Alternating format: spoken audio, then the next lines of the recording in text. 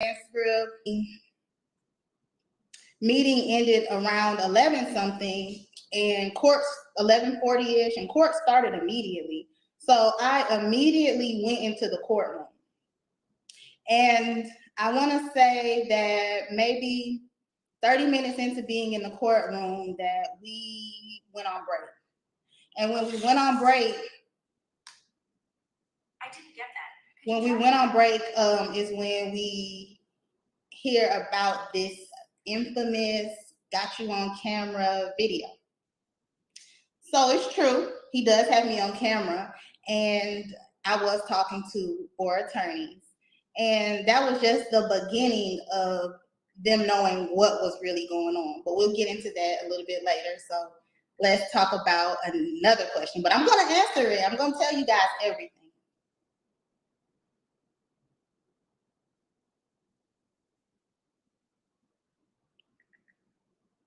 Yeah. Yeah, and if you watch my meeting on the interview on the lead attorney, I think when he first when he did his judicial notice, he definitely said that we were meeting from 10:17 to 11:28, and I definitely immediately knew that was incorrect, and I was so scared, like, oh Lord, here we go. But I think once he released the transcript, that he did correct that, and he does say that we only met for about 17 minutes, which is more of the truth.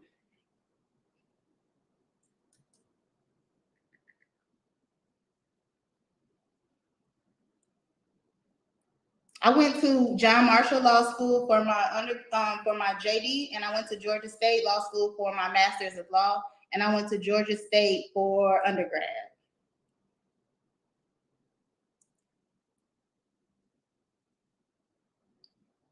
Now, one question I'm not going to be able to talk to you about is anything that Woody told me, because let's talk about attorney-client privilege. A lot of you guys have heard about attorney-client privilege the past couple of weeks if you've been following the case. And pretty much, we'll start off with immediately when Attorney Steele exposes the meeting into open court and to the world, then Judge Glanville, he says, I have a pretty good idea who did it, and I'm sure she did it. When she did it, she violated attorney-client privilege. So we're going to talk about that. I really cannot answer anything that Woody told me that is protected by privilege. Hold on one second, guys. Okay, guys, here we go. We got, it's who everybody wants to know. Where is, look who we got, guys. Everybody put a green heart in the chat for Melnick. Come on, he's not gonna talk until how you doing, Kayla? How you doing? I'm great. How about you? Doing good. Look at all the green hearts you're getting. Great. All right. Well, what do you want to know? What does everybody want to know? What does everybody want to know? Okay. So, Melnick, can you first tell everybody that you do not hate me? Of course not. Absolutely not. You were doing me a huge favor. Okay, everybody's been asking about stand-in attorneys, and a lot of people have been giving me pushback and saying that in the transcript that I did not stand up for Woody, and I did not say anything, and I let the state badger him, and I did not protect his rights.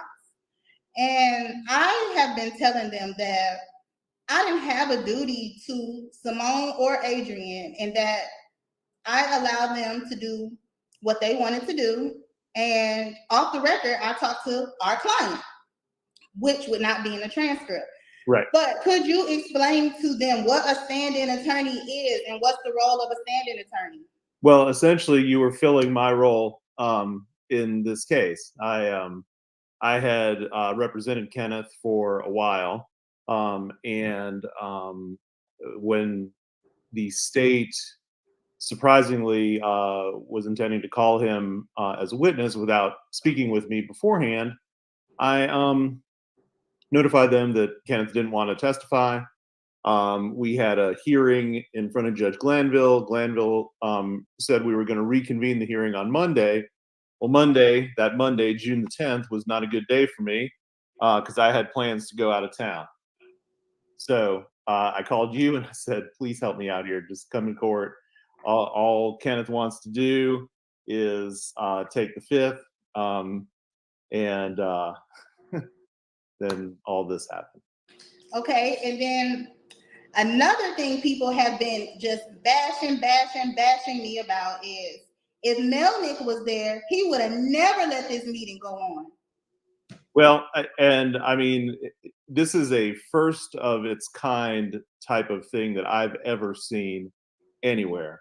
So I don't know that any lawyer has enough experience or knowledge or know-how to deal with these types of issues that you were presented with that day, something that I never would have anticipated. I certainly anticipated that the state was going to try to get Kenneth to testify, but I never would have anticipated that you would have been summoned into a courtroom in front of a judge with a court reporter and several deputies and both prosecuting attorneys or all the prosecuting attorneys, and that this would have happened. I've never heard of it happening before, and neither has anybody else. Okay, so you don't have to answer this. I think we talked about this. You can say no. Okay, but this is what we're gonna do, Melanie. You got 3 questions I'm gonna ask you, right? So okay. One, you can plead the fifth on one. You can get forced immunity on one. And the third one you gotta answer, okay? All right, let's go. Okay. Everybody wants to know, did you file the bar complaint on Adrian? No, I have not. Okay, well now you got 3 more. You still gotta go. Okay, so no bar complaint on Adrian. Okay, everybody wants to know, did you really send Adrian an email that says F you? So it's very misunderstood, okay? I didn't just say F you, all right? Here's the context.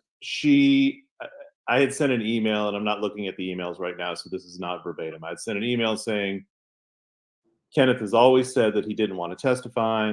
You knew this, and you've created this situation. Miss Love sent me a response saying, whose interests are you looking out for? Are you looking out for Kenneth's interests, or are you looking out for the interests of Mr. Steele's client and Mr. Shart's client? Which is an implication that I'm doing anything that I'm trying to help out somebody else's client, that I don't have my own client's best interests at heart, which is essentially the worst thing you could ever accuse an attorney, a criminal defense attorney, of doing. So I wrote her back and I said, if that's what you think that I'm doing, if you think I'm doing anything other than protecting Kenneth Copeland, then you can go F yourself. Those were my exact words. Maybe not the best choice of words I've ever used. So anyway, but I did send the infamous email. Okay, and so we just thank you so much for coming on here. What do you think is going to happen with this trial being on pause? Do you think that Judge Cross should recuse herself, or how do you feel about what's next?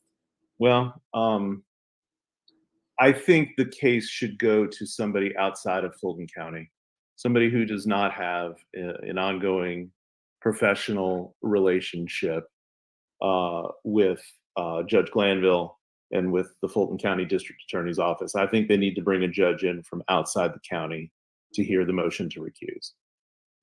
Do you think that if this goes to the Fulton, if this trial were to go anywhere other than Fulton County, that these guys would get a fair trial? Whew, that's a tough one.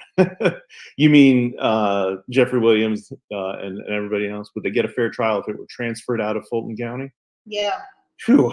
I'm trying to think of where cases, if there's ever been a change of venue out of Fulton County and where they've gone to. So if the case were to be transferred out of Fulton County, it would have to go to a county with comparable demographics. And one county that comes to mind that I think would have comparable demographics is Chatham County, which is Savannah. And would they get a fair trial in Savannah? I don't know. It's a really good question. It's really hard to say. I think they get a fair trial. Whether they get the outcome they want is a different story. All right. Well, we know everybody. Attorney Melnick is preparing for a murder trial that's going out on Monday, so we can't take too much of his time. But we want to say thank you so much for coming on here. You are the missing piece to the whole story. Everybody's question is Melnick still in Alaska with the non-refundable ticket? Alaska was beautiful, by the way. Okay, well, thank you so much for joining us. Thank you. I appreciate it, Kayla. Take care. Okay, good luck. Okay, guys, so we heard from Melnick. I don't want to hear any more Melnick threw Kayla under the bus. You see that he came on here and he showed out. He even answered the question about the email. So we want to just say thank you to Melnick. Thank you, thank you, thank you.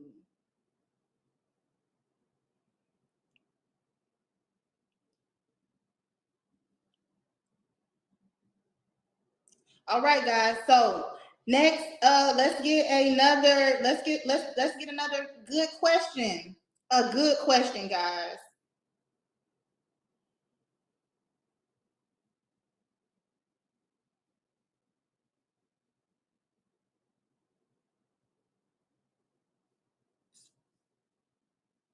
Why do you guys keep asking who snitched?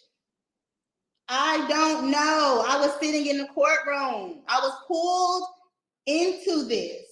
I left the judge's chambers at about 11:49 and came and sat down in the courtroom.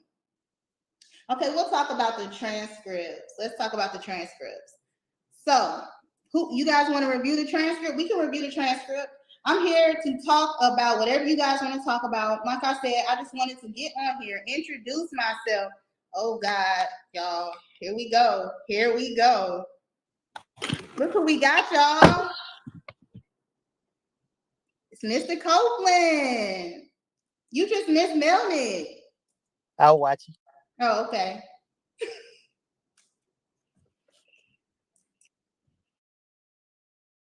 Woody, is the transcript complete? You say no?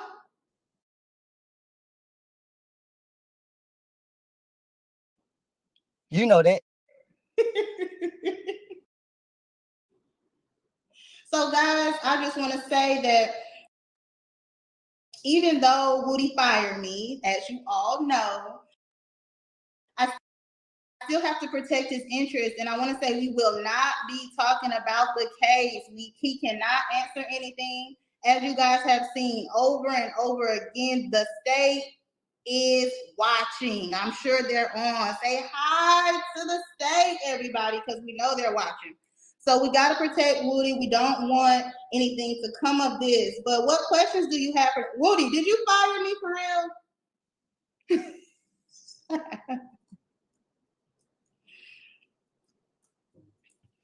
Have they released you, or do you still have to go back?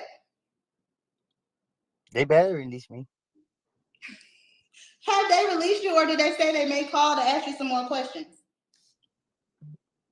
No, nothing. Huh? Do you have anything you want to say to everybody? No. You all right? I'm okay.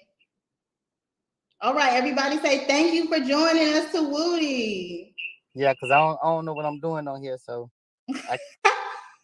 Well, you're doing a good job. Everybody, drop a green heart for Woody. Let's see green hearts. Come on, let me get some green hearts. Not no green heart. You know how these people play. Put a white heart. I love green. That's my favorite color. I've been making. Yeah, I love green too. But okay, let's drop pink hearts for Woody. Yeah, pink will do it. Okay, let's do pink hearts. Come on, let's get some pink hearts. Woody. Everything we do is, you know how they do it. You know what's going on. Look, Woody, so do you think that all these, how you feel about all these memes on the internet? Do you think they're funny? No. These people see me out in. Uh-oh, we lost them.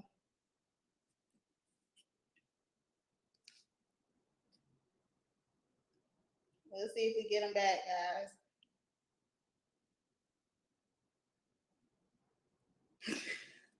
Oh, he's gone. Well, we heard a little bit. We'll see if he comes back, but he doesn't think they're funny, guys. This is his life, his livelihood. You know, a lot of people think that he fired me and there was a bad blood, but there wasn't. If you were in the courtroom, a lot of people caught it. Like a lot of my people that are in tune and watching all the time, they caught it. And I mouth to him, I say, thank you. Here, he's back, guys. Here you go. Okay, what'd you say, Woody? Do you think these memes and all these things are funny? No. No. Do you like when people like keep trying to record you and walk up on you?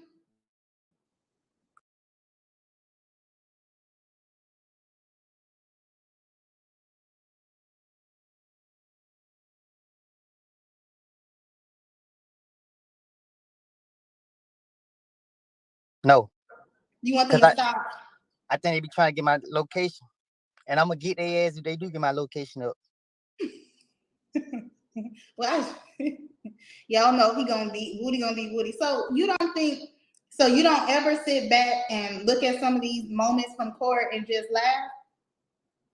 You gotta laugh because that's what. Hey, I was too drained to look at them, but when I did look at them, I was like, "What the fuck?"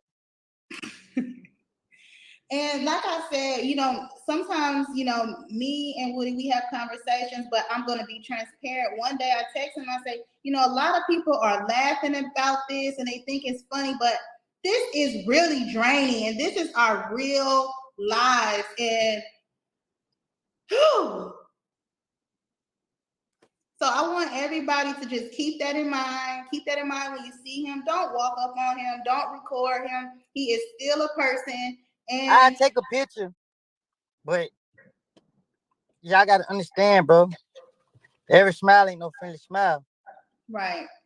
You feel me? Like, if you want to take a picture, I take a picture. But out there sneaking recording me, man, I'm very paranoid, and I'm paranoid for our safety. That's right. Well, also, let's talk about. Well, we're gonna talk about some things. Do you got time to talk about some things in the transcript, Woody? You trying to see me back to jail? No, in the transcript, it's public record. Everybody has seen the transcript. Yeah, but you know how they playing it. I just want to talk about one thing. It's not about the facts of the case. I just want everybody says that I did not help you in that room and I let them badger you and that I did not protect you. Is that how you felt that day? You want to prove yourself to people that don't care shit about you? I'm just asking you, is that how you felt, or do you feel like we were on the same team that day? You know what's going on, right? Yes. You know how it played out, right? Know how it played out. So why it matter what the people think? Just answering the questions for them. But you're right. So that's his answer. Well, you answer the question for me. Tell them. You can speak for me on that. Tell them. Well, the transcript speaks. It says, I don't trust anybody. I don't trust anybody. I trust her. Self-explanatory. You know me, man. They probably come kick my door in the morning. They try to get me. Okay, Woody. Well, we won't take up any more of your time. Thank you for joining us. Everybody say thank you to Mr. Copeland. All right, you take care. And hey, don't stop. Don't be trying to prove yourself to these people. They don't care. You know how good you are. You feel me? Thank you. All right, you take care. For sure. How you get out? You guys know there's never a dull moment with Mr. Copeland.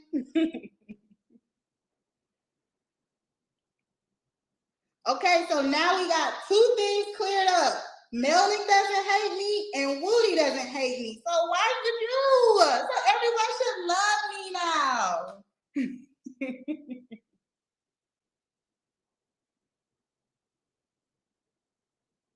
All right, back to the transcript. What questions do you have about the transcript?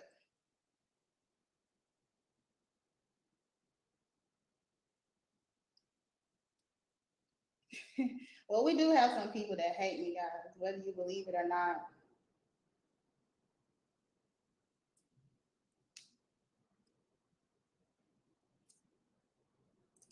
I'm gonna say, okay, we'll talk about what's missing from the transcript. So I'm gonna be 100% honest with you guys. As far as that goes, I do not honestly think that anything is missing that is pertinent from the transcript. And when I say that, when I don't necessarily think anything is missing. I think that we went off the record at a certain point and that stuff was cut off, but I don't think it was anything that would have changed the outcome of what has happened. The things that were said that were off the transcript, they were very, very, very, very minute. There was nothing from the judge that was said off the record, and there was honestly, there was nothing from. There were just some like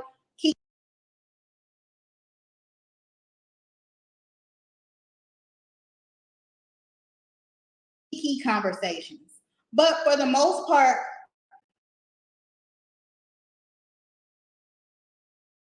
I believe all of the information contained in the transcript did what it was supposed to do. Up until this date, you know, I believe there have been several.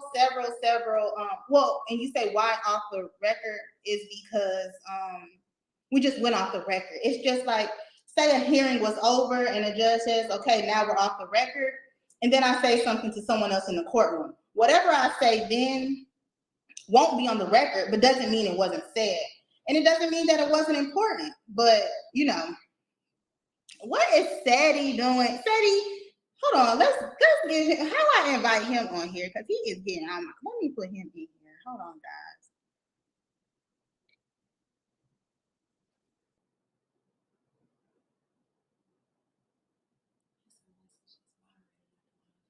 JT, what you doing? Come on now. Are you not moderating? Hold on. We need to add another moderator. Who else can it be? Where my mama at? Mom, say something so I can add you.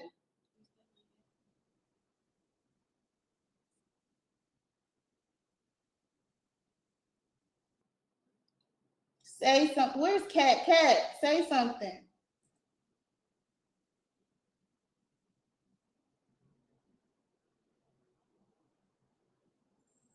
There she goes.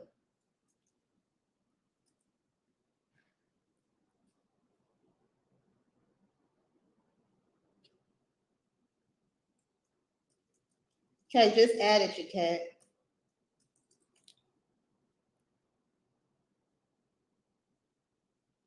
I dropped the StreamYard for Seti. He needs to come on with it. Oh wait, come on, where you at, boy?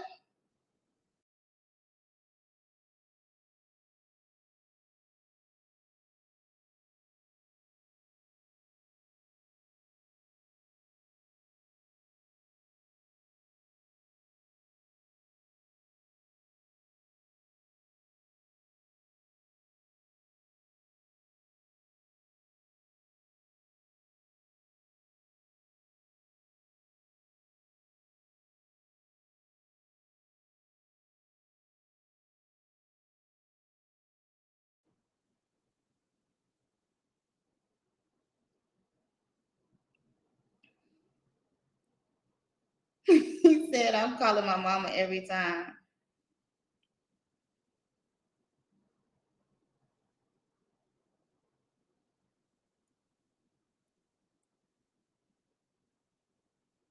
I sent it.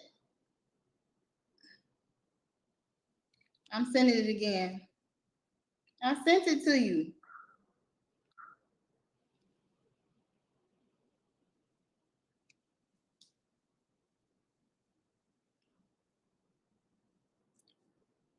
If I just, let's see.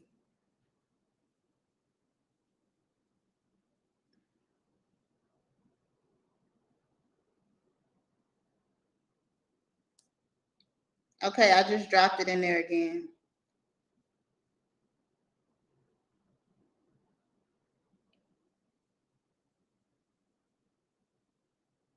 Hold on, let me slow the stream down for you guys.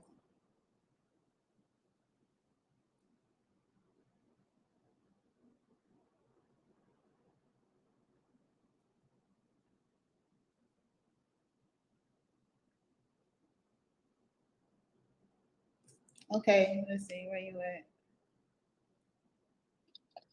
What's up? Like, why you wanna mess with me? What you been? It's protect at all costs. You know how that goes. They mad.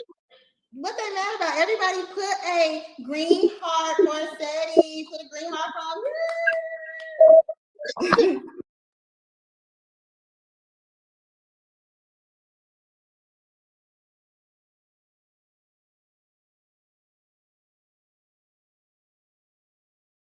Did I do good?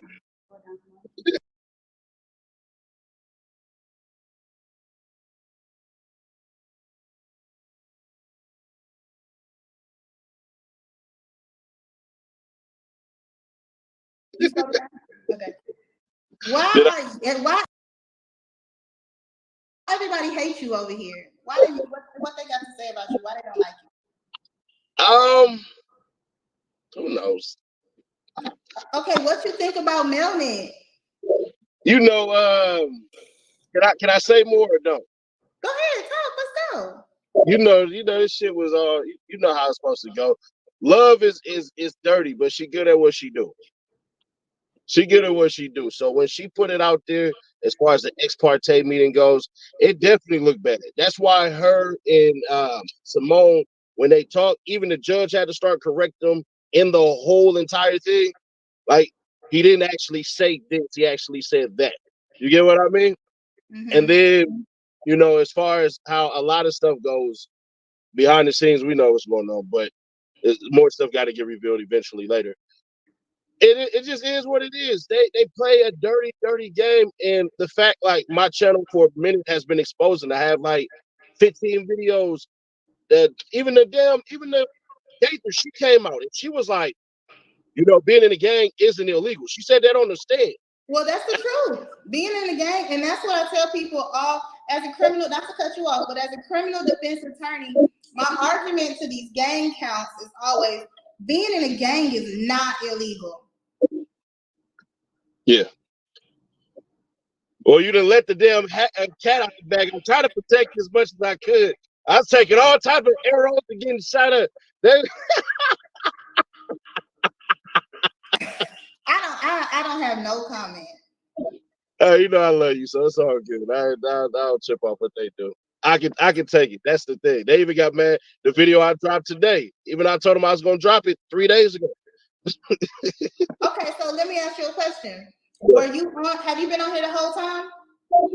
Yeah, I cut up some stuff. I'm trying to run your numbers up real quick. I was actually editing it, but you good. Okay. So with Melnick, I think we talked about this. So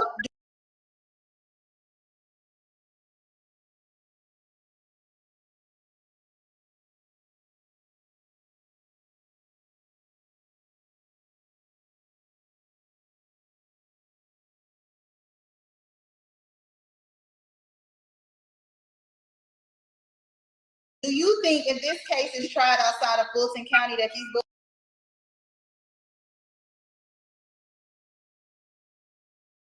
will get a fair trial? It's crazy. I would probably add the cab, but I'm not gonna run with the cab. I'm not because no. But there were people, because a lot of people from Atlanta and the outside, outside counties and stuff like that watch. They was like, well, what about Cobb and what about the cab? And I'm like, they dirty as hell too, especially. Well, I like Cobb. I think Cobb, yes, absolutely. I love Cobb. But some people swear they gonna this what happens. Some people swear they gonna pledge allegiance. I'm gonna show up for jury duty. I'm gonna act like this. I'm gonna be a fake slime, and I'm gonna go in there. So I'm reading the comments and stuff. I'm like, nah. And basically, how did you come to the theory of if they move it to another county? Because when I said it yesterday, everybody want to kick my ass. I wanted to put the reason out why, but I was like, yeah, we're gonna wait on that one. Okay, so everybody says you're gonna turn on me, you're gonna start lying on me, and that you talk bad about me. But anyway, so I say that because I'm really from Atlanta. You know, I'm from Georgia. I'm from Atlanta. I am a Georgia attorney, not an Atlanta attorney. So I say all that to say that I know what other juries look like. I know what happens in other counties to people who look like me. I tell my clients all the time, you know, my whole thing is, as a criminal defense attorney, all of my clients become my family. I can't even hold you on that. You know, I look at them like my brothers, my cousins, because at the end of the day, we are all we have as a community, and that is the truth. And a lot of times, you know, I would prefer someone who looks like me, or who looks like my brother, or who looks like my father to reach out to me for help, because sometimes when you reach out to other people, they will take your money. Let's get that straight. And I'm not saying that in any kind of I don't like certain people way, but at the end of the day, I hear conversations in the jury room. I hear conversations with people who don't look like us. And a lot of times it hurts my heart. And I just say all that to say jurors in other counties don't look like jurors in Fulton County. And also, people that grow up and live in Fulton County are not like people that grow up and live in Newton, Fayette, Coweta, not the same.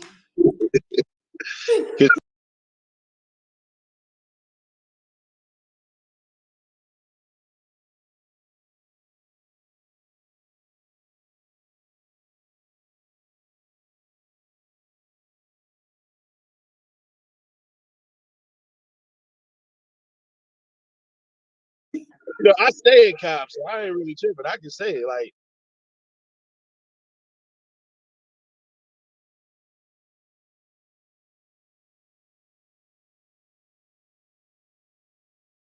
it's one little section right over there by where Six Flags is at. That's where all the black steeds, and then going up towards that Walmart. After that, hey, nah, let me stop. I might be saying too much. But yeah. So let me ask you this.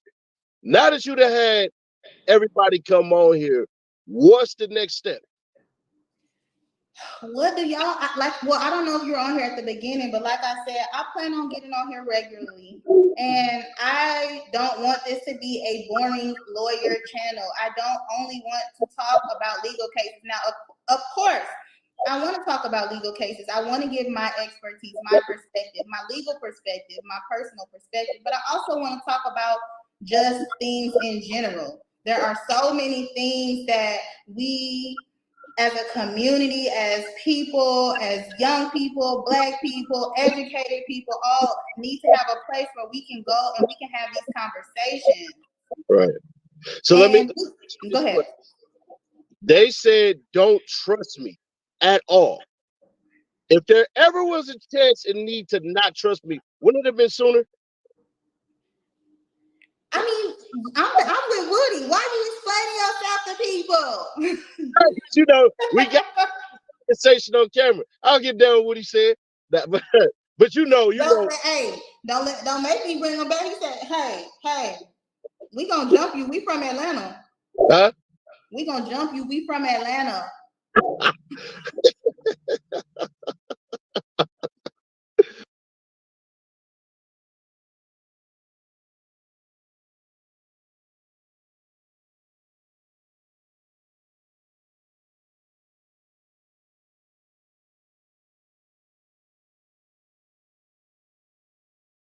Oh snap! I'm crying. Yeah, but nah.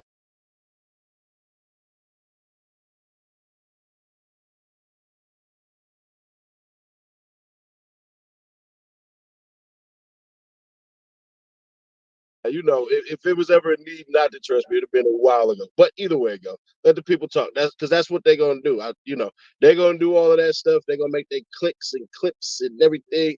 So basically, you know what you're doing. You know how to handle it. When we were on that panel and you put dude in his place real quick, he was like, "Oh," and I blurted out, and he was just like, "Shut up, man! Shut up! You should be talking." So how does it feel having this spotlight now? How does it feel for you right now? Are you getting more clients? As far as go ahead. I mean, like I feel like that.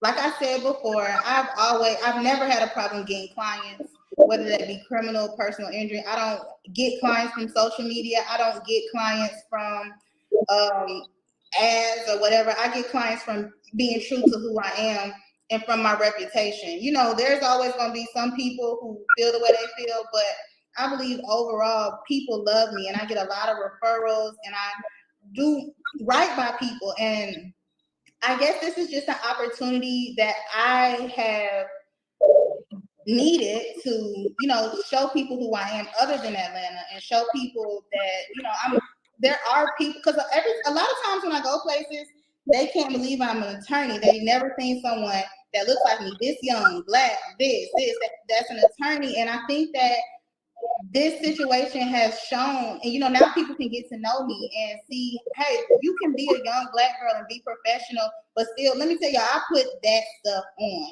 I can't cuss because my mom on here. I already got in trouble for cursing today. I only got one chance, but you know, that's something I like. I don't do that for people. It's something that I truly like. There's certain things, and it's okay to be who you are. Just because you're an attorney, I'm still a person. You know, I'm an attorney always, and I carry myself that way, but that does not mean I don't have other interests and I'm not lit in real life. But see, here's the thing, right? You're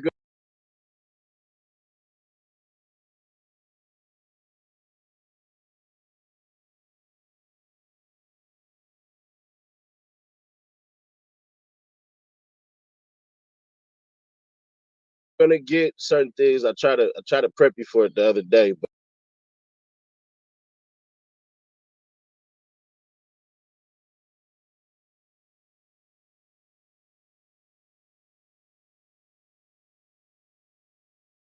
but I didn't get a chance to, because there's gonna come a time where, when do you know not to take money from a client? I've been knew that about 2-3 years ago. What you mean? Speak on it. Go in depth. Well, you know how many people I told no for this case? I like to travel. I have young kids. You know, there's a lot that comes with this. And, you know, sometimes all money's not good money. You got people that you cannot please. And a lot of times my friends see me and they see me getting money. They see this, but they don't see the stress and the hard work that I put in, because people don't understand. As a criminal defense attorney, I have right now about 85 criminal clients, and their freedom is in my hand. And I have about 70 personal injury clients, and their well-being and their money is in my hand. So, you know, that's a lot of stress on somebody. And I might make it look easy, but there are some times, and especially when all of this happened, like I tell people, you know, there were times I have clients who were calling me from jail, and I'm like, I'm trying to stay out of jail. Have you not been like, you know what? I'm trying to stay out of jail. Please stop calling me 7 times back to back to back to back to back. Right. And that's also something that I have to face, that a lot of people that don't look like me don't have to face. So I gave you an alley oop on one of them when I did a live stream on a case that you had did. Now, I'm not telling you to go into depth about it, but this is one you can knock out the park, because you it's one that's out with Buddy that was at the mall that shot and hit the little girl on Christmas. Mm-hmm. You wanna wait on that one, or you wanna Well, like I said, at the end of the day, I only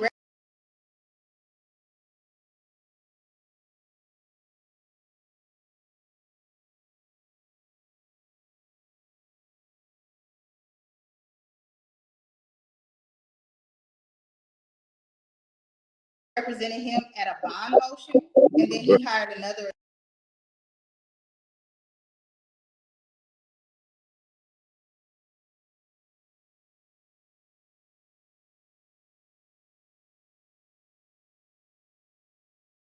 attorney, because we were not on the same page. And like you said, all money is not good money. And that was one of those situations where No, this is what people have to understand. Whether somebody committed a crime or not, they still have rights. Right. They still have rights. They're still entitled to certain rights by the Constitution. And sometimes it's not about whether they're right or wrong as much as they are, as much as it's about protecting their rights.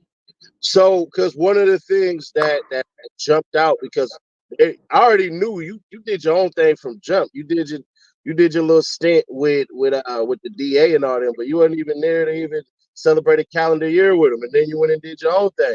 So things that people try to say is she couldn't pick her own person. She had a boss on this. I'm like, no. Okay, So, this is the last thing I'm gonna say about this, and then I gotta get you off and go back to what these people are asking me. But I'm gonna say you have more power as a prosecutor than a defense attorney. As a prosecutor, I can count on my hands how many people I sent to jail. I can count on I have the power to dismiss a case. People don't understand the prosecutor has more power than the judge when it comes to what goes to trial, who goes to jail. And the judge is more of a referee. He's there to, supposed to be there to protect everyone. But at the end of the day, as a prosecutor, I was able to look at this and say, wait a minute, let's give him a program. Wait a minute. This is nonsense. Let's let him pay a fee. But as a defense attorney, I tell my clients, all I can do is beg. right. Pre-trial, all I can do is beg or, strike a jury. But that's 50-50. Right. We'll have a dope ass live stream. I'm gonna cut this up for you. I'm gonna see if I can bring in another 1,000 for us. I'm gonna knock this one out for you and everything like that. Blessings, and I'll holler at you later. All right. Thank you. Kill it.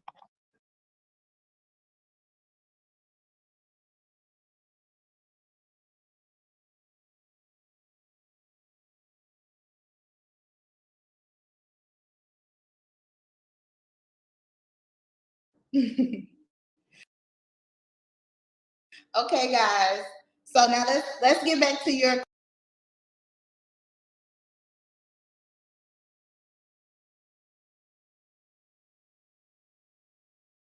question. I don't see is the lead attorney in here?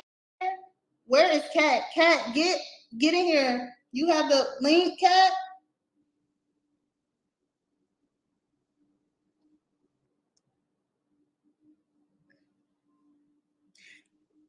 Okay, let me text Kat.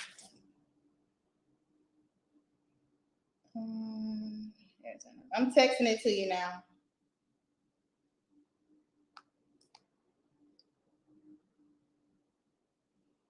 This one I'm texting. Okay, so we're about to get Kat on, and I know I see some people saying get focused or this and that, but I have to let you guys get a feel for who I am. I don't want to be branded as just the attorney Woody Fire or, YSL Kayla. I don't mind y'all calling me YSL Kayla, but at the end of the day, it's so much more than that. So I just want you guys to get a feel for me. And it's okay if people talk about me. I mean, I was told all publicity is good publicity. And I'm gonna tell you this right now. Y'all might hate me. I'm about to lose a lot. I'm about to lose a lot of people. Y'all gonna hate me for this. Maya, what question am I not answering?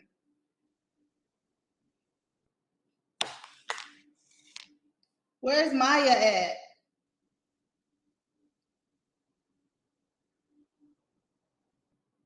Okay, and what did I say to those two ladies in court? I'm gonna answer that too.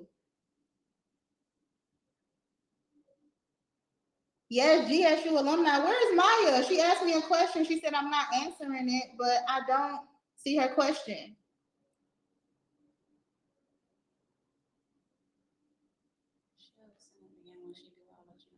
Okay.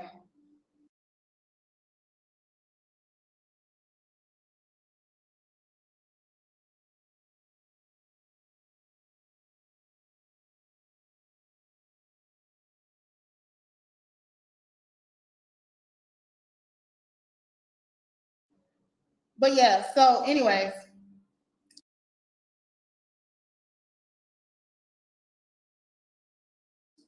Hey Kat.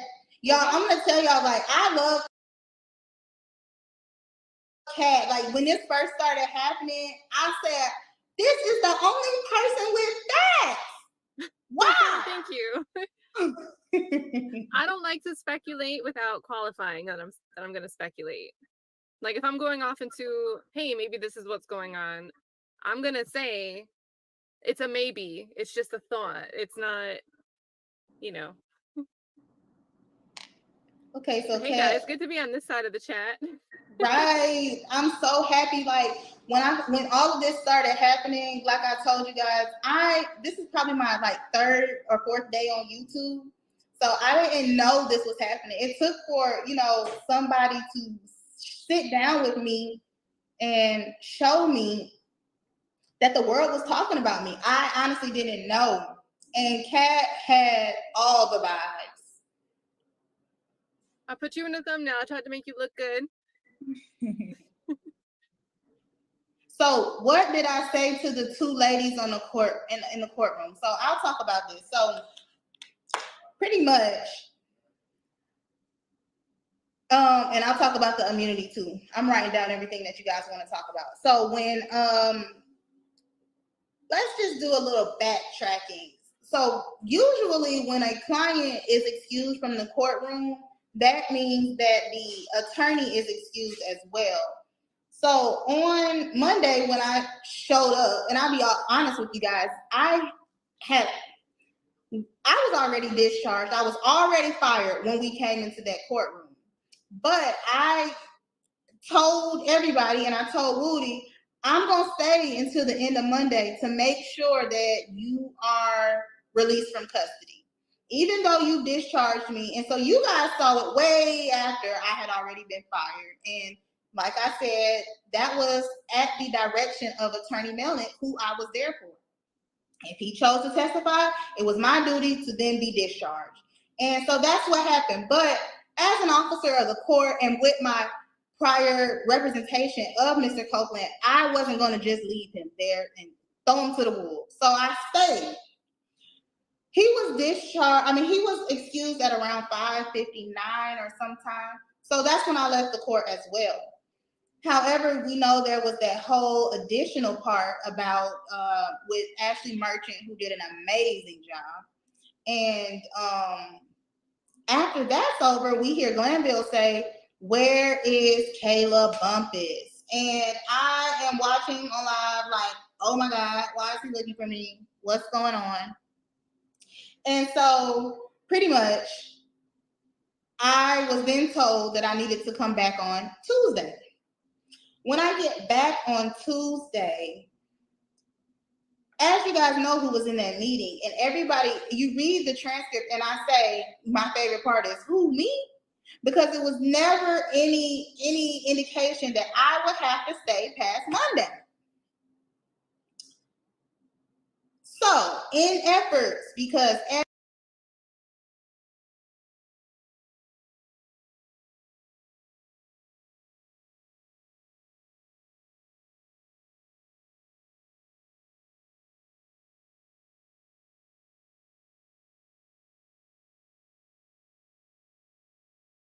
everybody was trying to tell Judge Glanville, you can't keep her. You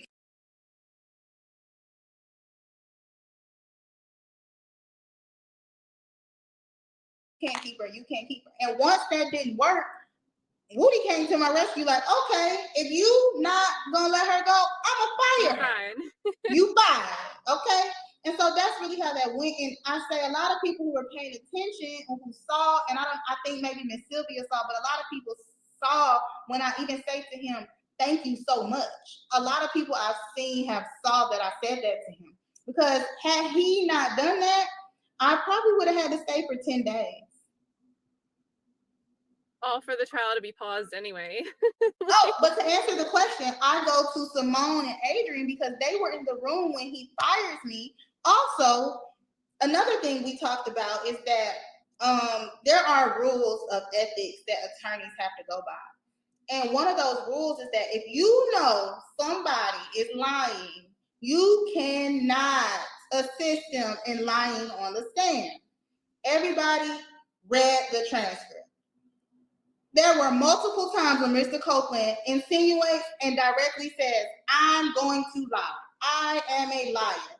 And in order to protect my bar card, I told him, hey, just fire me so you can testify to however you want to testify. And I can protect myself as well. And that is what I was telling them to say. I told them, you need to say something, because they knew that I was not supposed. So I'm back. Oh, I'm over there like, hey, y'all need to say something. And then eventually Simone gets up like, she shouldn't be here. Yeah, I think they were trying to figure out, and they should have been quicker with it. And I'll comment because I don't want you to talk about your colleagues, but I feel like they didn't want to give a hint in open court that one of the reasons you should be able to go is because you knew that this witness may be lying on the stand. They didn't want they didn't want to get up and state that reason out loud to the judge, like, yeah, we agree that that's a reason, you know. But at the same time, once it clicked for them that they could say, well, he's purged his contempt, and that's all she was representing Copeland for. So especially if she's fired anyway, she has no reason to be here anymore. So they finally realized they had a reason that they could back you up with wanting to go without coming out and saying she should be able to go because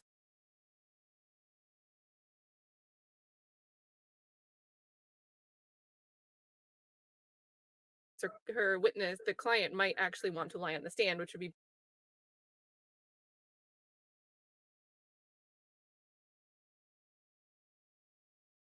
bad for us.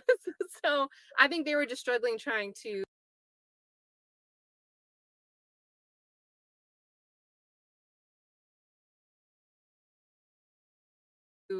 come up with the correct reason to make their argument. Is Lee in here? I dropped the chat so he can get on. Let's see. The chat's moving so fast. I'm scrolling up and don't see him. Oh, I see him all the way up. I dropped it. I dropped the link, Lee. Get on. You need me to drop it again?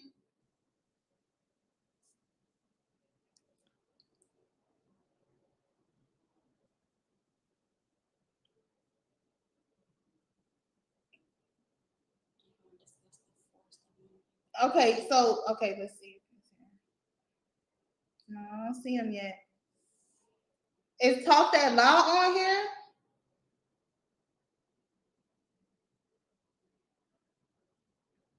Glad, like, with this case, Talk That Law is someone that I saw very early on when this all started Yes. in contempt, and really great channel, really easy to listen to, and very, very, very fair.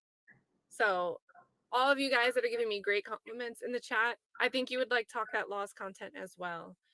Very, very fair. Yes, Talk That Law. Are you on here? Jump on. I'm gonna put it in the comments again. Okay, Tell we're Booker gonna. Daily to get up here. Yeah, somebody You can do the avatar picture, Thugger Daily. Who, me? You know I don't know how to do nothing. Oh no, I saw Thugger Daily in the chat. Oh, Thugger Daily, come on, get on.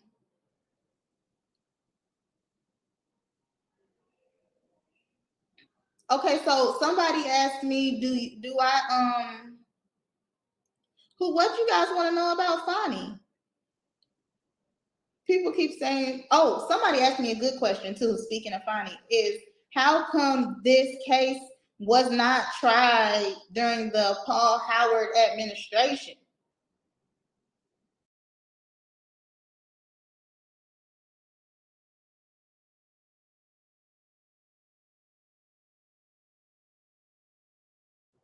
I don't know, but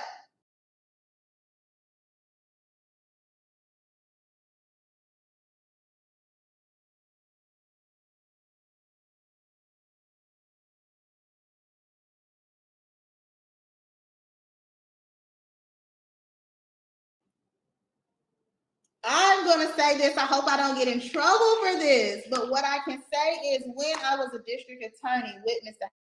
Howard, it was one of the best experiences ever. You know, people have their opinions about Mr. Howard, and, you know, you can feel how you want to feel. But I think he was a great boss. And I think that because of him, I am who I am. because of the experience that the Fulton County District Attorney's Office gave me. But there was a room called the War Room, and there was all kind of information about this case, yet never got tried. And shout out to my attorney, Gabe Banks, because when I was there, he was Adrian Love. But not to talk about Adrian, because I love Adrian, whether you guys like her or not. I love her on a personal level. Do I think what she is doing right now is the best thing? No, I don't. But people really have to remember, we are not our professions. We still are people. I have a lot of people giving me backlash about me getting out of Ferrari. That is wild. You guys are wild.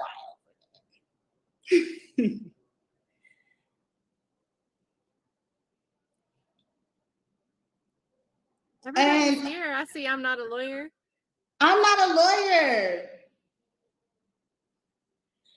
Well, when I say I love Adrian as a person, it's not a negative thing. It's what I'm saying is she's not a bad person. Do I talk to her on the phone? No. But when I was in the DA's office, she treated me very nicely, and you can't take away that experience from me. She helped me when others didn't. That does not mean that she is doing what she needs to do right now. And I can't speak to that. I can only speak to my experience, and no one else knows my experience. And yes, I have talked to, I don't talk to Adrian. I don't have her.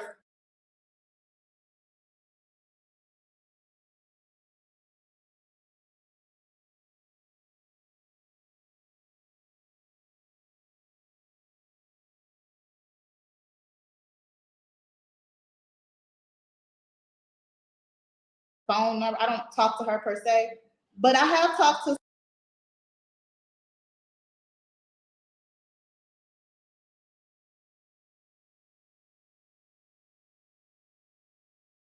Simone, and I honestly feel like, Simone, I think that she is doing the best she can in this situation. I don't talk bad about anyone, so you're not going to see me. I'm not the type of person to throw someone under the bus because it's not fair. You don't know what someone is going through, and I don't think it's fair. But like I said, I worked in the DA's office almost 7 years ago. People change. So I don't know 2024 Adrian. I'm talking about 2017, 2016 Adrian. So I really can't speak to what's happening now. So my only experience is watching the trial, and in that constraint, I dislike Adrian Love. So and in that constraint, she's not my favorite person either. But I also can talk from the perspective of people seeing me in the courtroom, and the initial reaction was, she's so nasty. Look at her face. But nobody really knew what I had been going through those past 2 days. I feel that, and I saw like really undue criticism, like judgment, but I also saw a ton of love. So I hope you realize that even when it was happening, people were like, yes, go girl in the green shirt. Like, because we know, they're like, what's her name? But they knew you were the one in the green. Right. And so I pretty much, even like with that outfit, I tell people all the time, that's all I had left. I only came with 2 outfits, my court outfit, and I had such a nice suit on Monday and didn't see a camera. Did not. Like, why didn't I go up there on Monday? Then Tuesday, all I had was my airport outfit and an Amazon shirt that was in my office that was a button up, and I just threw it on with my airport pants, and I was so self-conscious because I normally don't go to court like that. I always go with a jacket and a suit, but I was not supposed to be there. And then everybody ended up loving the outfit, and I was so shocked because I hated it. We just gotta rock it. But at the same time, was it the same day that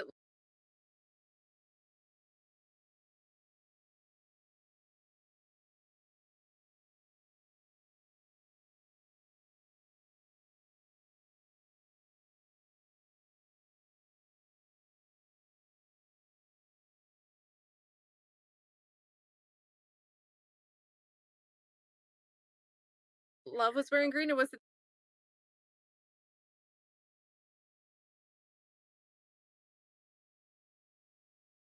Love was wearing green, or was it the next day that there was like a lot of color coordination going on? I think it was a different day that Love was wearing green. It was like back-to-back days. I do remember somebody said she got on purple nails, a green out. She just wake up any kind. Who noticed the nail color? But you know, I don't notice that stuff. I'm not gonna lie to you. My opinion of her has changed very, very much. You know, especially after watching that open. It's just terrible. Like, what's going on, man? Well, that's rough because we didn't. So what Kayla's referring to, we started rewatching the opening statements the other day, and we only got like 30 minutes in before, you know, Brian Steele calls for a mistrial. No, 2 minutes in. The first one is, can you play it? Do you know? Can you put it up? The jungle? Yeah, let me pull it up. Okay, guys. Give me a second to find it because I don't remember. We are going to watch the opening statement, and like I said, you guys have to bear with me because I did not follow this trial. You know, I did not follow this trial because I'm always in the courtroom. A lot of times I'm in courtroom. I think they're in 1D or 1C, and a lot of times I'm right next door in 1D. So, you know, sometimes I'll drop in and drop out or whatever. But I had not been following this trial, and initially I'm going to tell you guys and be honest, I apologize to so many people because I thought that these guys were getting a fair trial. And like I said, I had these opinions of everybody in the courtroom. I had this opinion of Glanville, I had this opinion of Simone, I had this opinion of Adrian. But after I became involved and I have gone back and I have watched things, I have called people to apologize because the things that have happened in this courtroom are beyond unfair, and rights have beyond been violated, not just myself, but others. And, you know, sometimes you just expect everyone to be fair and you expect things to go the way they normally go. But when cameras are rolling, things are different.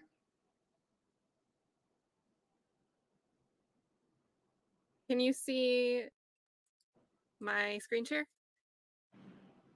Not yet. Let me see if it's something I can do. No, we can't see your screen. Wait. Here we go. Yes, we can. Okay. Alrighty. So this is cutting right. It's going to skip the part where she's like, thanks, jury. You've sat here. You've been so honest. She's done schmoozing the jury in her opening statement. But this is the first thing she says. Now, this is the law of the jungle. As old and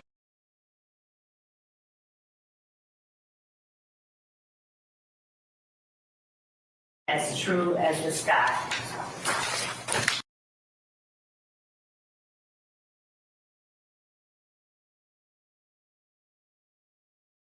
And the wolf that shall keep it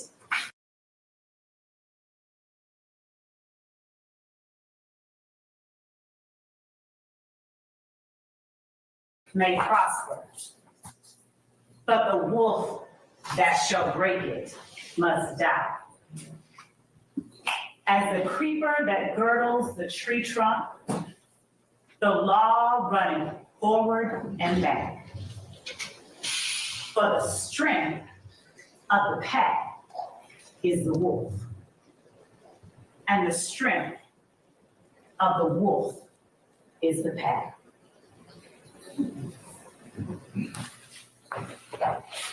Thank you so much, ladies and gentlemen, for being patient. I want to say, for being. I see somebody just said, what the F is she talking about? I want to know too. So guys, this is from Rudyard Kipling, The Jungle Book. The jacket is giving Kipling, small for sure, whoever said that. That's the first thing I noticed. Like, I'm not trying to talk about anybody, but I'm a clothes girl, and the first thing I said is look at the wrist.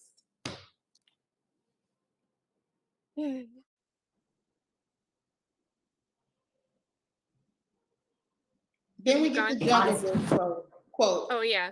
So that was the Jungle Book, and Rudyard Kipling is, you know, racist, jingoist, like there's like 10 different terms that have been tacked to Rudyard Kipling.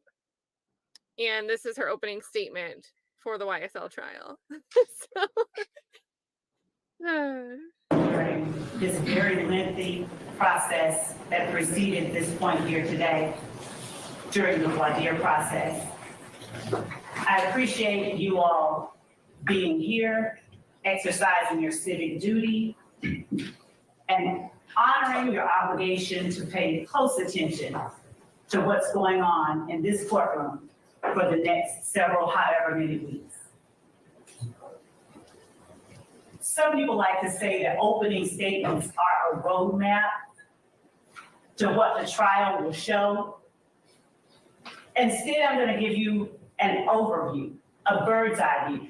Because you're going to be sitting here with evidence. We're already tired of it. We're already tired of it. Can you do me a favor? Can you pull the transcript up and let's answer some? Yeah.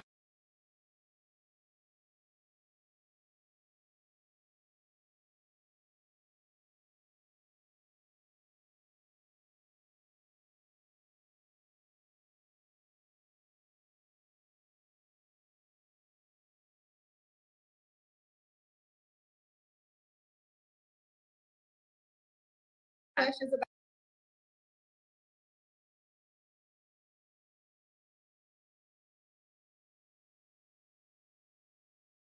the transcript. But you know, my first time seeing this was on Saturday, and it was so shocking to me. Like, wow.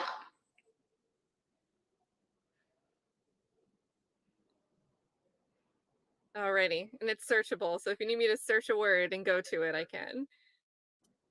And yeah, let's talk about that roadmap, because one of the things I think is so interesting about this trial is there's barely any coverage of the day-to-day details. Yeah, you can go to Cuff Boys and he sums up the whole day, everything that happens, and he does a great job.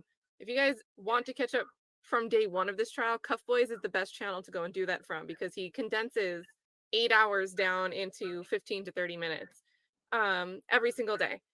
But the news, the media, there's no mainstream media outlets that are covering the stories that are coming out of this case, because it just goes on and on. There is no roadmap. There is no story. The jury can't know what's going on, even if they're trying to pay attention.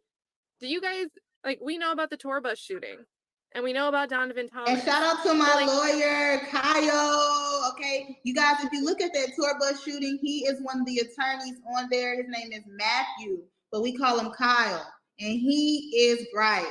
Go ahead. Sorry, Kat.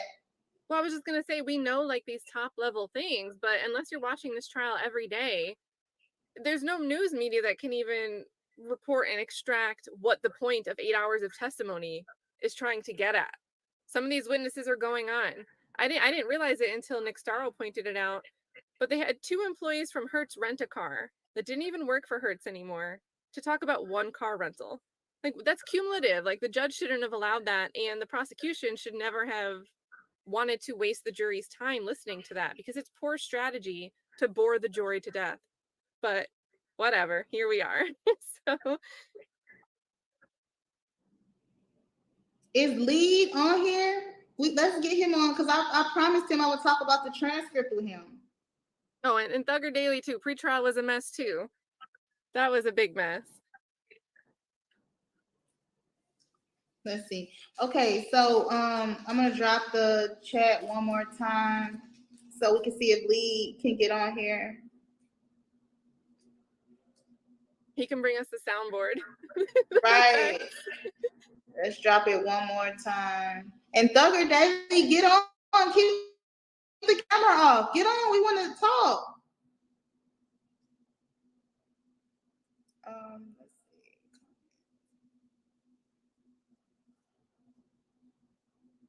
Okay, I just dropped the link again.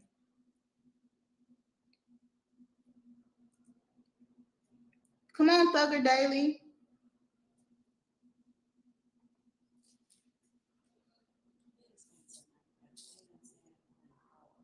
I can't answer that. Y'all keep asking.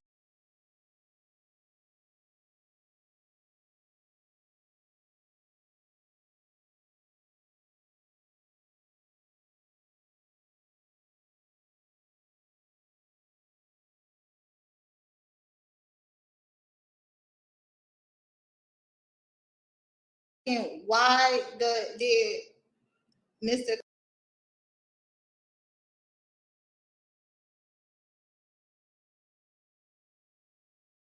Copeland keep answering the questions as I do not recall. Is that a question?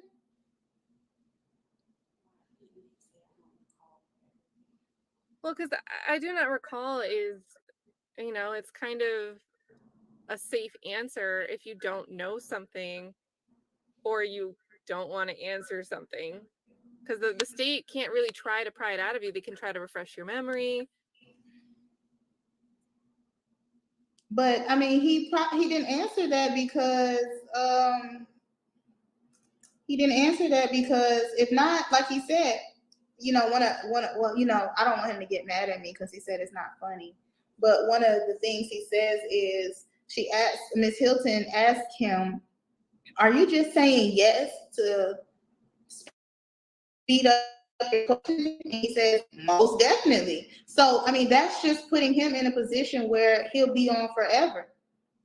If he just, I do not recall, because then she's just going to continue to try to refresh his memory, and it's never going to end for him.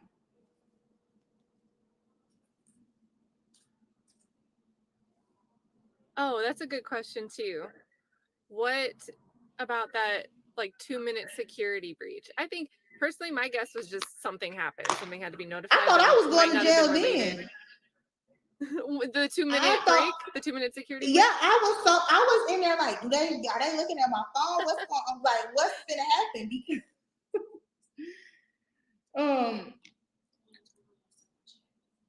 What? I don't know how to do that. Why you need my phone? Oh, okay, sorry y'all. So the security breach was wild. We were sitting in there and all of a sudden it's like, excuse me, Judge, there's a security breach. I'm like, what the heck is going on? Like, is everything okay?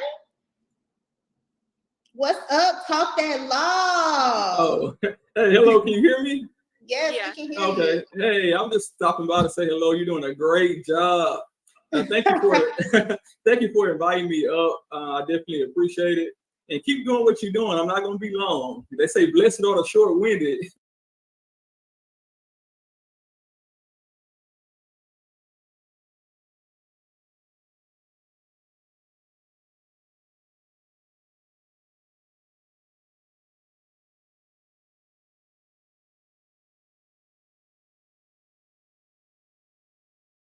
But they shall be invited back, and I want to come back.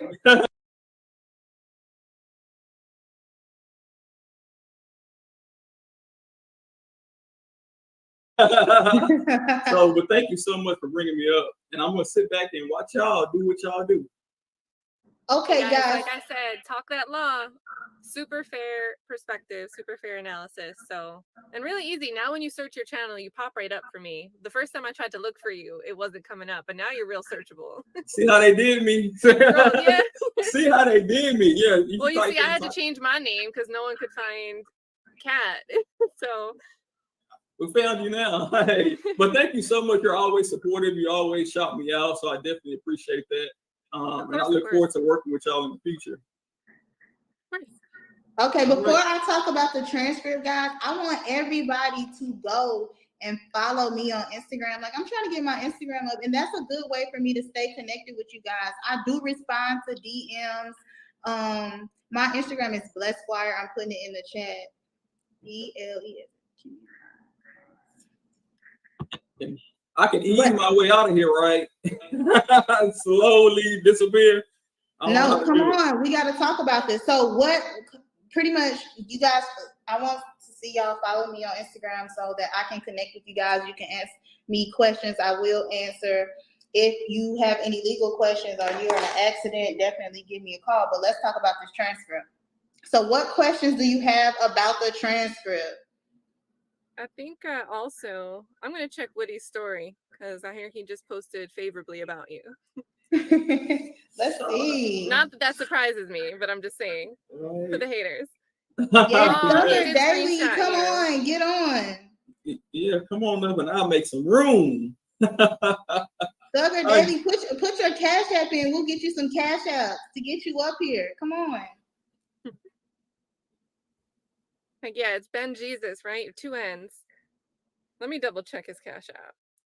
Or her. I mean, Thugger Daily Right. would technically be Right. Right. They want to remain anonymous, right? I'm not even trying to give a 50-50 guess. Let me check. Thank you. Yeah, because I think I had it wrong. I don't even know how to use Cash App. Now it just shows me Ben. Let me go to his Twitter or her Twitter. His or her. And I honestly believe that Thugger Daily has something to do with my alma mater, because Georgia State loves Thugger Daily. So does Kayla. I appreciate all the love and all the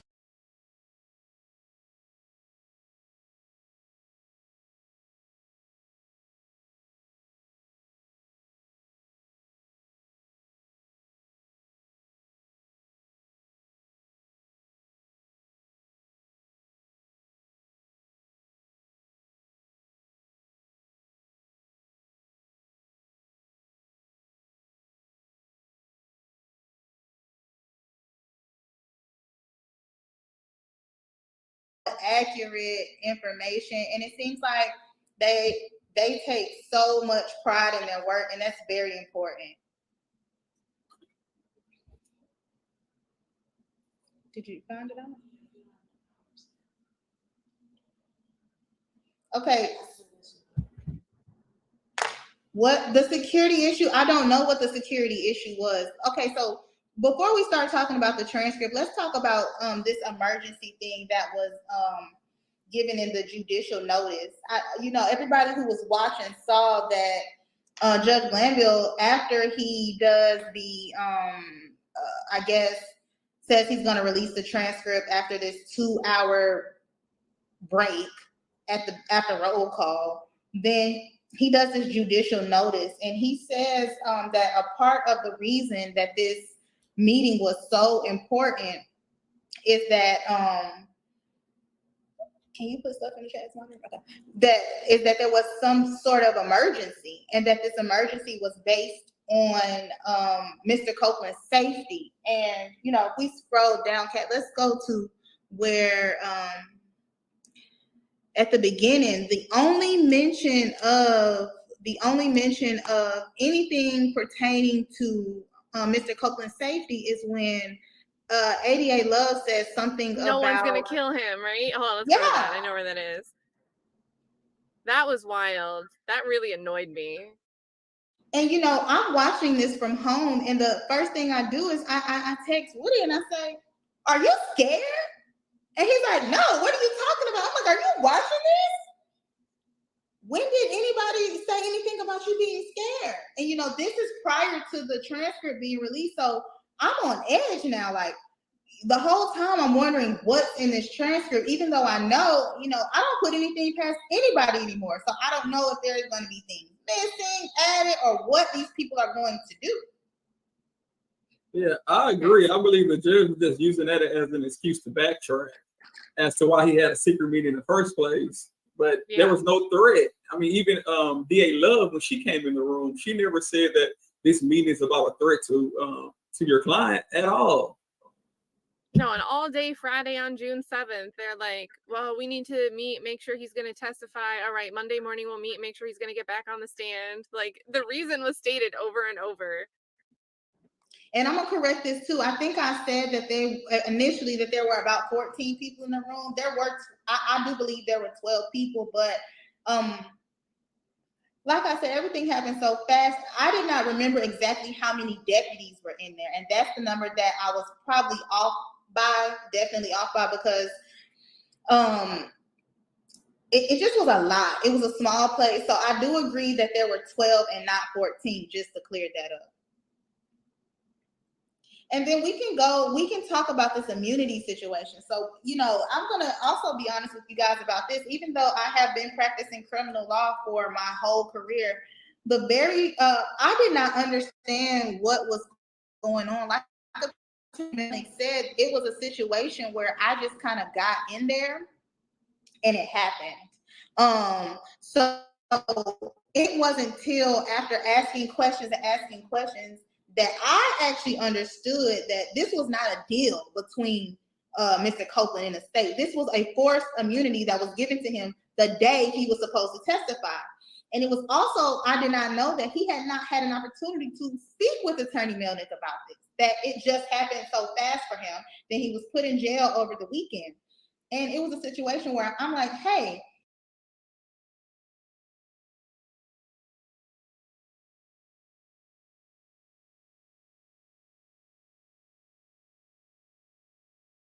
I even say in here, he don't want that.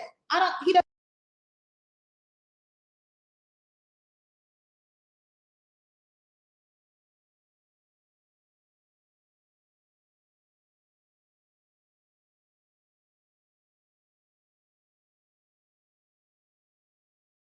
want it. And he also says, right, I don't want it. Once I realized they are giving him this type of immunity, because what you guys have to understand is that the state, once the state, and there's nothing the judge or the defense can do, once they offer you immunity, it's like, hey, here you go. You can't give it back. And then it then snatches away your right to plead the fifth. So now you're stuck between, hey, if I plead the fifth, I'm going to jail. But if I take immunity, I have to get up here and go through this intense and rigorous cross-examination and, direct examination. And that's kind of what people don't understand when, they're saying, well, how come Kayla didn't keep it? Well, it was me telling him, hey, look, this is your decision. However you decide, I'm with you. If you decide you want to plead the fifth, and then we work through those issues and see what we can do, then hey, I'm here with you for that. But if you decide you want to testify, there's only so much I can do.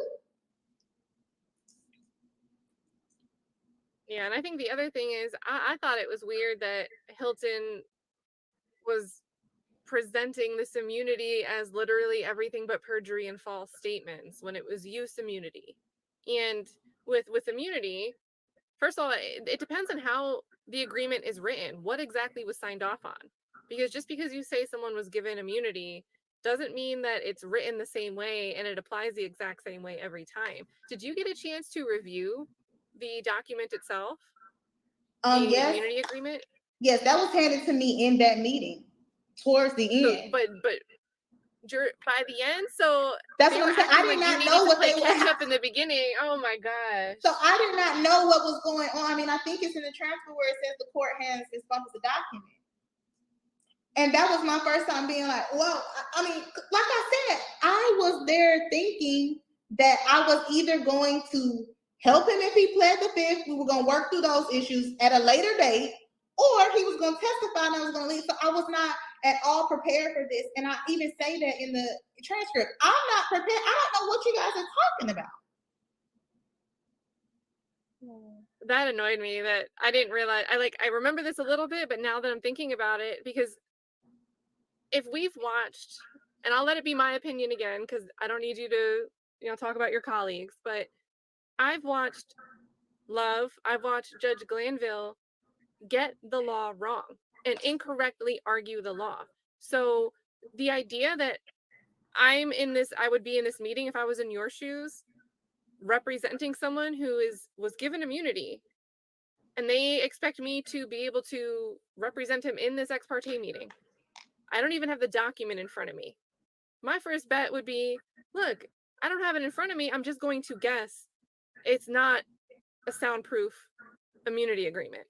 Secondly, I don't think you can ordain something that would only keep him safe from everything. If it's use immunity, that doesn't cover everything. Doesn't cover everything. And then if it only covers things that Fulton County could come after him for, because they wouldn't be able to use his testimony as a lead. Do I trust them not to use his words as a lead and then find something else that they can say was their lead? I don't trust that either, because we've seen this pattern of behavior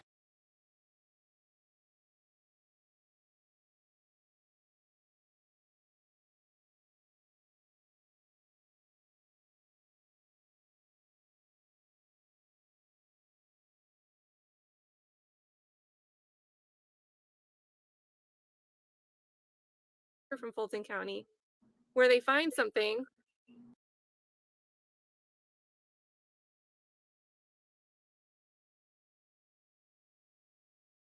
They find the crime and then try to fit the case around it. Right. So I don't trust it at all. I wouldn't like Woody's. That's why I keep saying Woody's smart. He knew. And then if you type this in and I say that isn't true, or you can type in federal.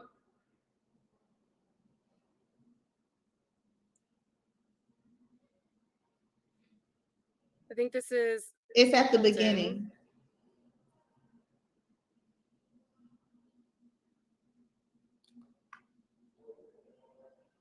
Okay, and then the delay, isn't it true or is it not true? He had a lead. Okay, that's Melnick.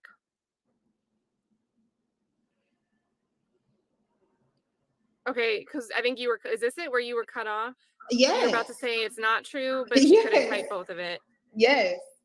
The feds, can you explain this part? Because this is where you guys must have been talking over each other. That's where we're talking over each other. And I say, well, that's not. And she says, it is true. Because when I read this, when I was reading this and we got the feds and it was cut off and I was like, oh, what were they talking about? But it's not protected from federal prosecution. Mm-mm. And like I see a few people ask, like, did he sign off on this? There is nothing that he signed off on. This was not a gift. It was forced immunity. And go ahead. I want to say that one of the first times I saw this is in a situation with Bill Cosby, but it was a civil case where the state gives him this immunity to protect the victim's right to bring forth a civil case. But I had never seen it be used in a criminal case that it says that, what I guess he does. I just never seen this public interest though. And I had spoke to several attorneys about it once I was presented with it. And these are more seasoned attorneys than me, and they had never seen it be used either. I still don't know what the public interest is of somebody saying that they are going to lie. Well, and this is where we're getting to, it's signed off at the county level. It's not just Love and Glanville. This is from the district attorney signing off on this. Which is why you saw, if you guys are on X, you saw Ashley Merchant comment on these transcripts.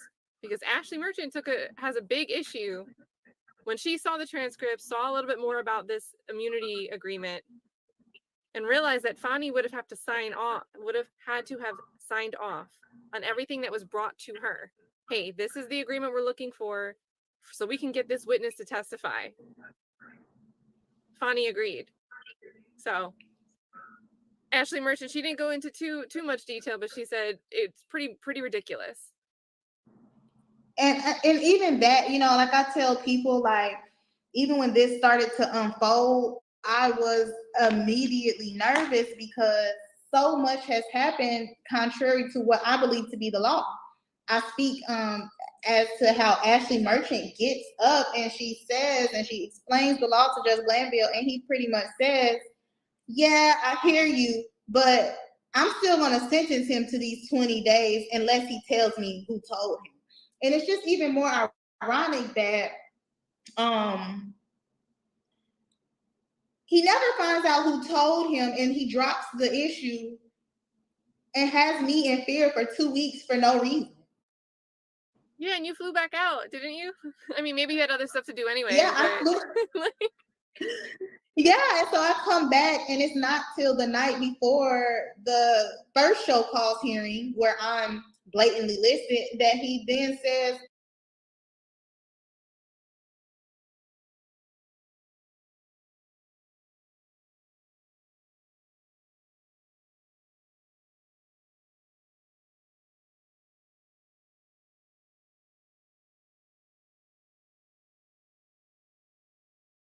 oh, never mind, let's do this on July 3rd.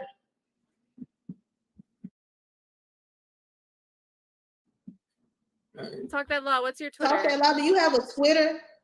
No, I don't have. Well, I do have one. I just started, so it's nothing going on there. I just created it to save the name so nobody can take it. But I'm gonna start using it. Who's trying to look for it? Thugger Daily. Oh, shout out to Thugger Daily. Yeah. So Thugger Daily, you're not coming up.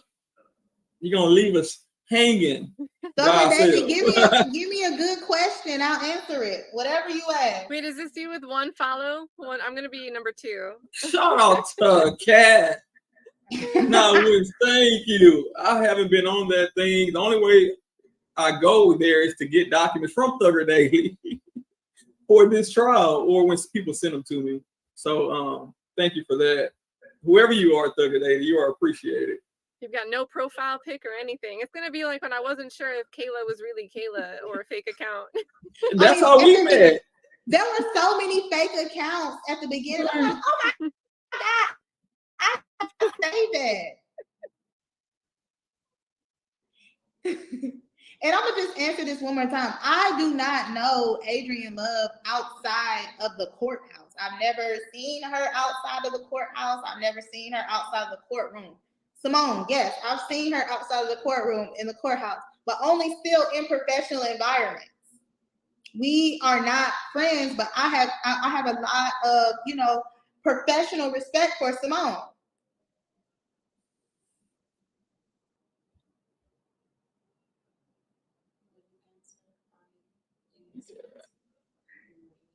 Well, I kind of felt bad for Simone when I was watching. I was like, this doesn't seem like an easy job to have to on direct examination with Woody. That doesn't seem like an easy job.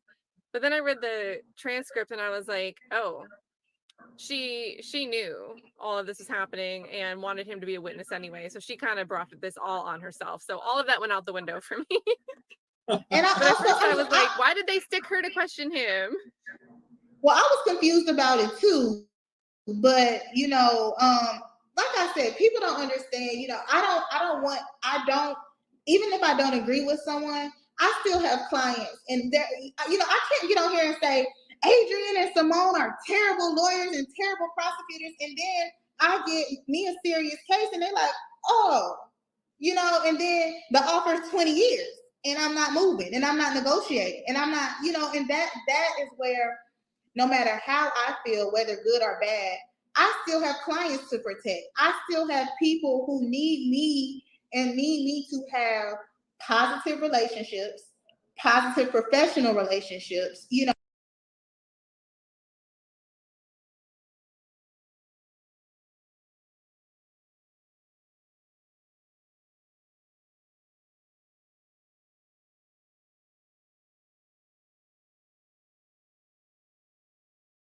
so that my clients are not retaliating.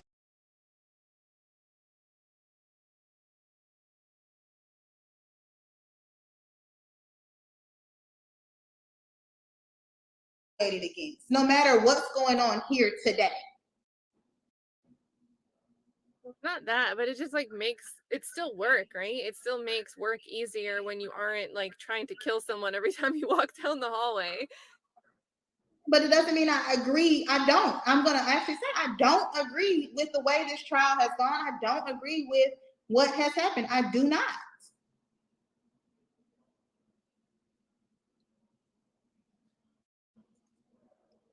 And I'm laughing at the chat.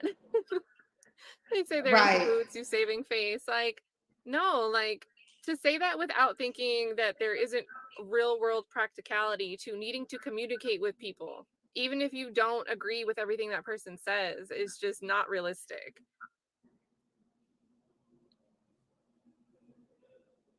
And there's nothing, go ahead, Kat. I would say the concern, so Thugger Daily's making this point, it says a lot, it speaks volumes that you have to be concerned that someone getting the impression that you don't like them could impact a client. But it is what it is. And, there's nothing for me to, expose. Everything's been exposed. There's nothing more that I know. People like, oh, you're with, I've exposed everything that I can expose. And also, I want people to understand that even though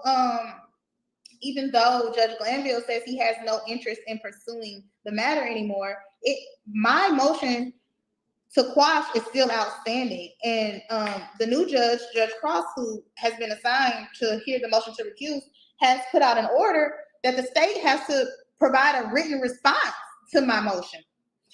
So there's still a possibility that, you know, someone could hear or see something that I'm doing and believe that, hey, what really happened? And then I'm back in a precarious situation. I don't think I've done anything. I know I have not done anything wrong, but what you guys have to understand is that when your bar license and your ability to practice and your reputation is at the hand of another person, you have to humble yourself. And if you can't humble yourself, then, you know, anything goes. And then I've got a question. So Kimberly Brown is asking, was Miss Love in the room the whole time? Because it looks like from the transcript that she swaps out of there when Hilton comes in. That's what happened. Swapped out? Mm-hmm.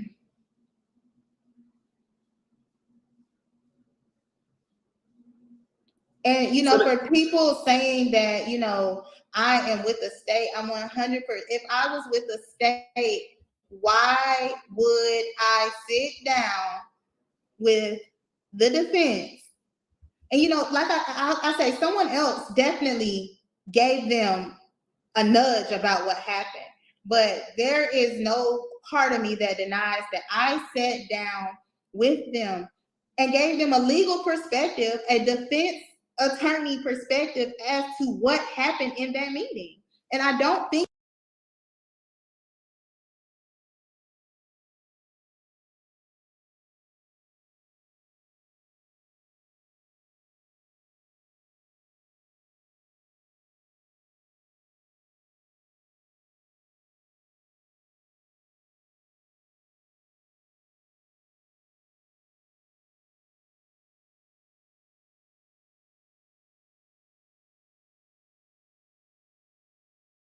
that they would have had the information that they had without me.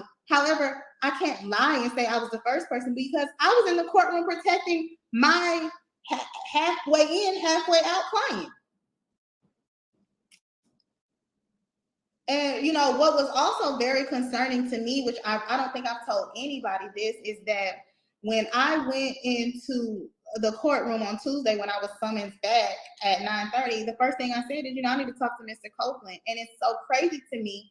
This is something I 100% did not agree with, is the state, and it wasn't Simone and it wasn't Adrian, but the prosecution team tells me, you're not his attorney. You can't talk to him. Just like that. And I say, well, what am I doing here? And they kept me away from Woody the whole morning prior to him coming in the courtroom. As soon as he steps foot in the courtroom, before he gets on the stand, he goes, where's Kayla? And I'm sitting right there because at this point, I refuse to sit where the attorneys sit. I refuse to sit anywhere near the prosecution. And I'm sitting with the family and the regular people because that's the only people I trust in the courtroom at that point. Yeah, and then people are going to make something out of that too, but... Yeah, I've never heard that before. That's strange. Yeah. And, what? And so then I'm like, well, why am I here if I can't talk to him? So he comes in the courtroom, he's like, I need to talk to Kayla. Because now everybody is confused. Yeah, something ain't right about that. And then keeping you away from your own client. You're not released. And I'm like, well, they saying I can't talk to him. He's saying I'm not released. What is going on? Yeah. I would say and obviously there are things in the affidavits that are a little bit more specific, but at that point, I would imagine someone who's had a lot of experience in the courtroom could put two and two together that possibly the witness plans to lie on the stand, and that's why the attorney is halfway in, halfway out. That's why Kayla Bumpus is halfway in, halfway out. So every time I hear a little bit more, I'm like, why is Glanville so focused on thinking who told and that the who may have been Kayla, when it could have been apparent on its face to any of the attorneys sitting in the room just to make an educated guess? that this ex parte meeting was about exactly what it was about. But and you know what's also crazy is that I had not spoken to Rudy over the night. But when he pulls me, he says, I need to talk to Kayla. He knew everything that was going on, and he was not there. Someone had already told him, look, this is what's happening. And yes, if Attorney Steele subpoenas me for anything, I will testify. And then Trainwreck Entertainment is saying to set up a Cash App, buy a coffee, and a PayPal. Her Cash App is in the little like sign on her name right now because she can't monetize it. I'm sure you'll get the invitation to monetize as soon as the stream is done because you should hit 4,000 hours. You need 4,000 hours of watch time to be able to monetize, but you'll get it as soon as this is done. It's been enough people in here. Okay, what do you guys want to know about in the transcript specifically?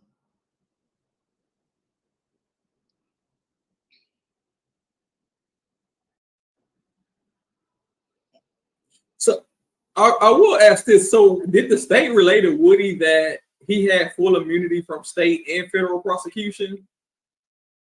That's definitely in there. Right. Put in statute of limitation. Cat. Oh yeah. Statute. It was like two parts he called that out. Right. And I found that weird because first they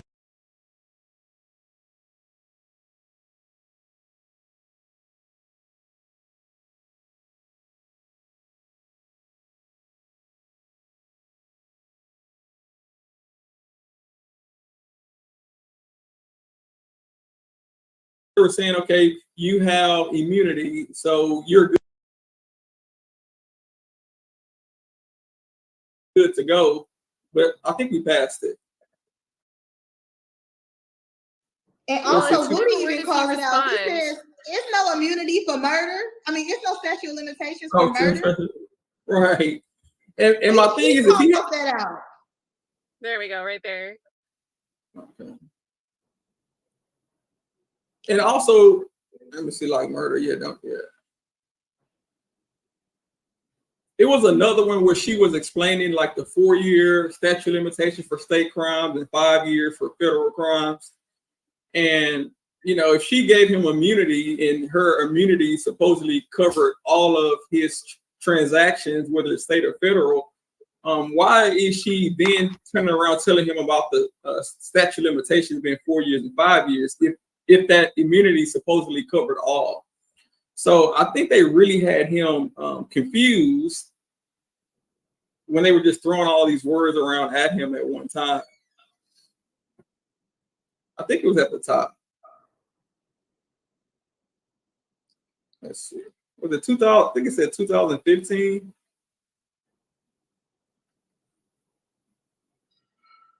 That long paragraph where they were, not long paragraphs where they were describing it. Oh, yeah, right here. Yes. See, she said, you cannot be prosecuted for anything you testify federally or statewide. Immune, period. And then she goes on to quote the statute of limitations. The federal statute of limitations is 5 years. I want to say something about this when we're done. But go ahead. Oh yeah, all right. Okay, yeah, 5 years, and then the statute of limitation for anything statewide is 4 years. If he's completely immune, he has immunity, then why are you saying that he cannot be prosecuted because of the statute of limitations? So clearly her immunity doesn't cover as much as she led on to Woody.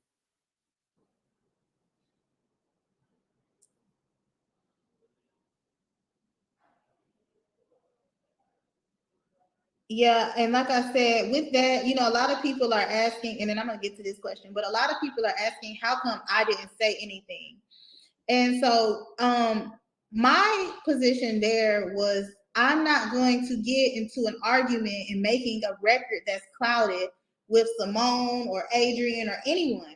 But there were several off the record moments where I discussed, hey, this is what they're saying, this is what's true, this is what's not true, what you want to do. And that is my role as a lawyer. My role is not to say, hey, stop giving my client legal advice, because she can do whatever she wants to do. You know, it's just a matter of, okay, once they got the room, now it's me and you. and I can give you the real. But that doesn't need to be on the transcript because that's between me and my client. I agree. And just to this question, you know, but I honestly, this is what's most alarming to me is that, you know, when I go back and I look at these replays, it just seems like, you know, Love is just like making all these faces and writing all these notes and just doing all this stuff. And it seems like it is off. Something is wrong.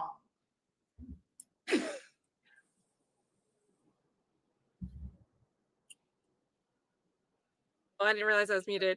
When they were fighting over the microphone, I was laughing so hard. Like, that was just so funny to me. And I didn't realize it until Cuff Boys clipped it. He made a little timestamp in one of his videos just for this microphone fight. It was so funny.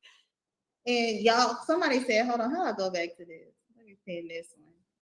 How do I do this? Somebody said, Kayla, your godson and Young Thug being related, true or no? If not, if he not, why just not say no? Well, this is my first time being asked, so when did I get a chance?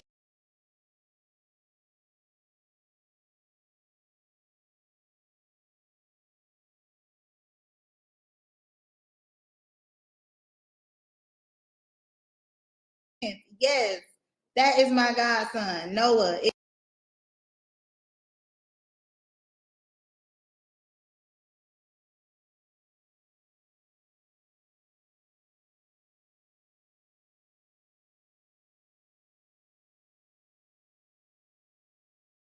Is my godson. Next. Okay. Come on. They said it in my chat last night. He's my godson. I posted a picture of him in the but I don't understand how that has anything to do with anything.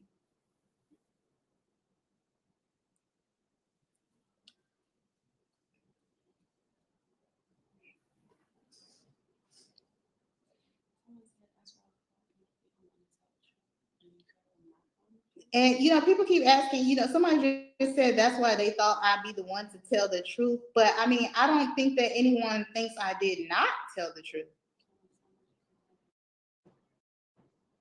I definitely told the truth. It's just when I had the opportunity to do so. And it's not one of those things where I don't think anybody realizes, Kat, post this to show everybody my godson. I don't think people realize, I texted to you. I don't think people realize how much stress I was under after that meeting. I don't think people realize we were in there for 2 hours and I was under just as much stress and pressure as Woody, just as much.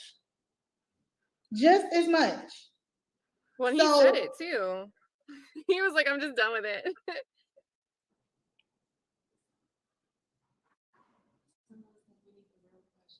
Hold on, let me open this picture in a separate window.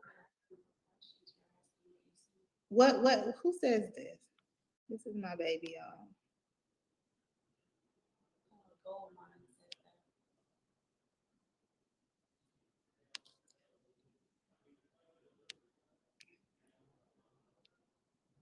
That's Noah, y'all. Look at him. Oh yeah, he's handsome. Hey, yeah, that's why he'll tell you he's handsome too.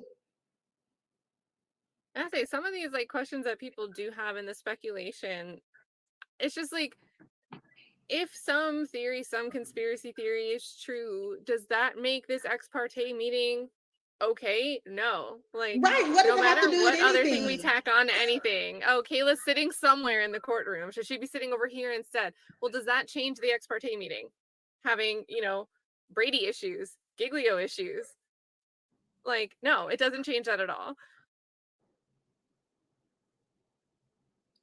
What was the conversation on camera that the judge referred to? That is like I told you guys, I was the very first place I went.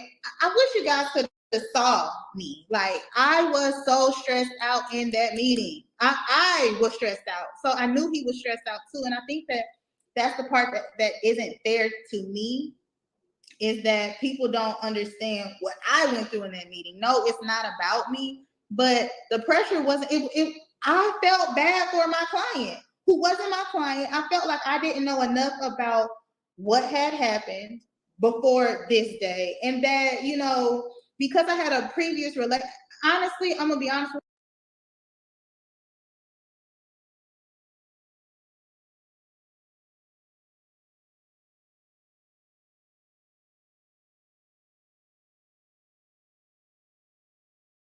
you. When Woody walked in that room,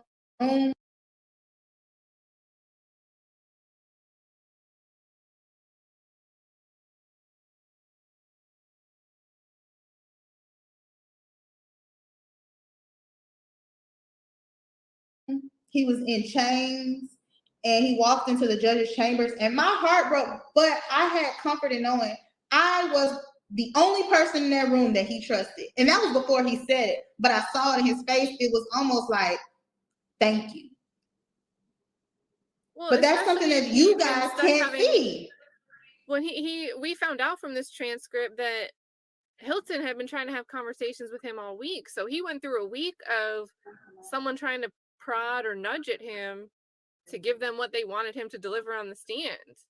Because it seems like he wasn't able to get in touch with Melnick maybe that Monday, Tuesday, Wednesday, or whatever. And then all weekend, he wasn't able to use a phone while he was locked up.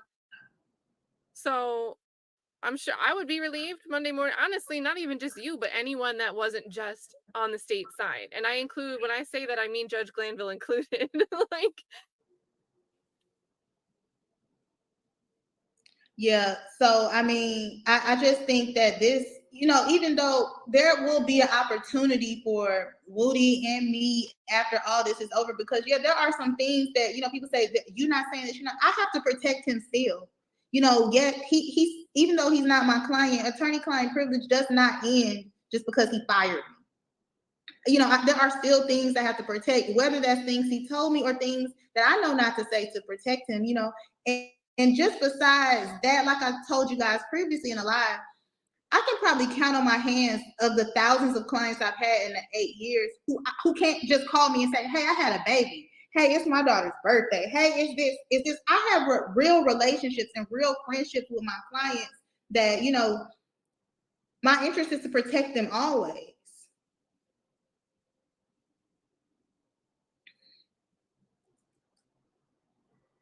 Yeah, I agree. And in some instances, attorney-client privilege can even extend into death. Just because your client passed away, you just can't start, you know, talking their business. So I definitely agree with what you said. And I do think that there was an audio recording. I did see like a little tape recorder from the court reporter. But I'm being honest with you guys when I say there is nothing of substance that is missing from this transcript. The only thing that's missing, it would be in the interest of myself, which was when I was fired in chambers. And there was, I'm gonna be honest with you guys. When we were about to go downstairs, the last thing I say before we leave off the record is, I wish I had some popcorn for this.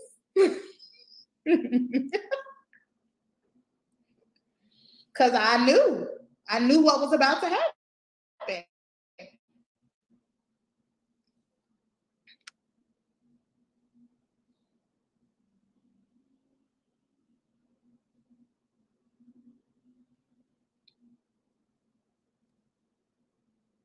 The judge did not tell the deputies to turn off their body cams, but that was something that they did, I guess, do amongst themselves. The very first thing they did when they came in was turn off their body cams, but I think that was in the interest of protecting attorney-client privileged information, because what you got to understand is the deputies could not leave, even when it was just me and Woody in the room. But that per se did not destroy attorney-client privilege because he was in custody.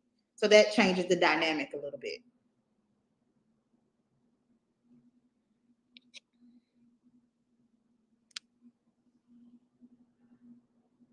I don't know what the security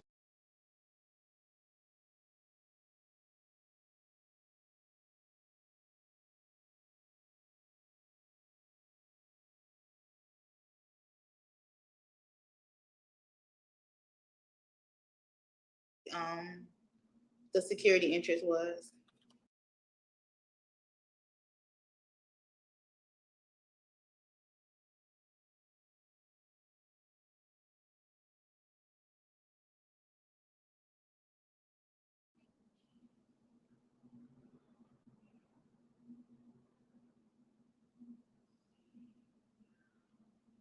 Okay, guys, you got any more questions?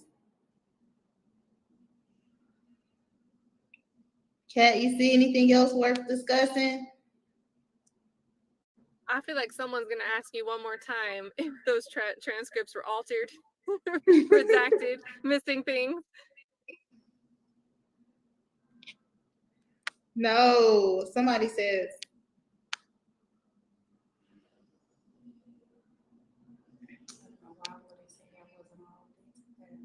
Yeah, I mean, okay, talk about, yeah, Kat, do you have the timeline? Can we talk about the judicial notice that he took? Because I would love to review that. What documents do I have?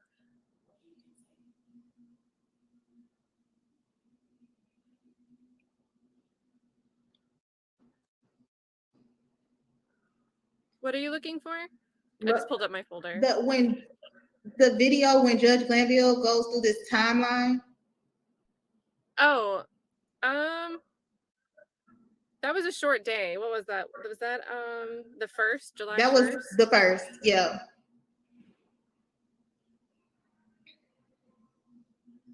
I did also write down the times, but it is funny to listen to him because he put so many ums.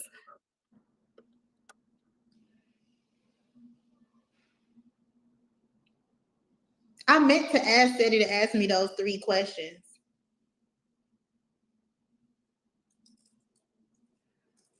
But I think he has the answers now. I think he got those answers on Miss Sylvia's chat the other night. Yeah, because the judge had the timeline all type of backwards. Yeah, we need to go through that timeline. Got to. Because I said to myself, there's no way she talked to Woody for over an hour. I mean, that just seemed unnatural when you have a whole staff of people waiting outside while y'all, having a proper conversation. Oh, here she go. Yeah, that's it.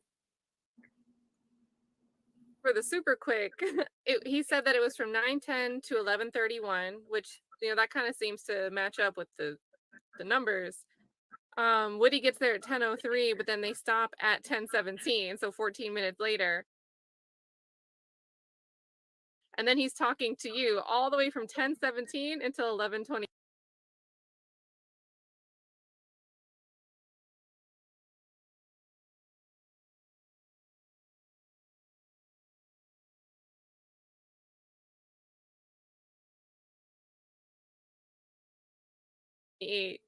So for over an hour.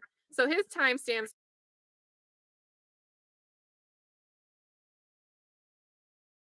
made it seem like the active part where Woody was there was like 17 minutes total. That was the whole ex parte meeting. Yeah, and go ahead. Oh, sure. I'm going to take judicial notice of the following timeline. On Friday, June the 7th, 2024, Mr. Kenneth Copeland was granted immunity from prosecution pursuant to 24-5-507A, and that'll be marked as courts 2. So the transfer will be court 1. His immunity agreement, Mr. Copeland's, will be court 2. Mr. Copeland, who was represented by Mr. Jonathan Melnick and advised of his rights and obligations during the proceedings on Friday, June the 7th, which will be marked as courts 3, the transcript of those proceedings, Mr. Copeland invoked his 5th Amendment privilege and was held in contempt, and that will be courts 4, Mr. Copeland's order of contempt. Mr. Melnick informed the court that he was not going to be in attendance of any further proceedings as he would be on leave effective 10 June of 2024. The court informed Mr. Melnick that his leave, or I had discussions with him that his leave was not proper and that he needed to be in attendance on Monday, June the 10th of 2024 with Mr. Copeland. Mr. Melnick relayed that attorney Kayla Bumpus would be representing Mr. Copeland. On Monday, June the 10th, before court, Mr. Edward Chamberlain, the court's litigation manager, informed the court that the state wished to have an ex parte meeting with the court. No subject matter of the ex parte meeting was told.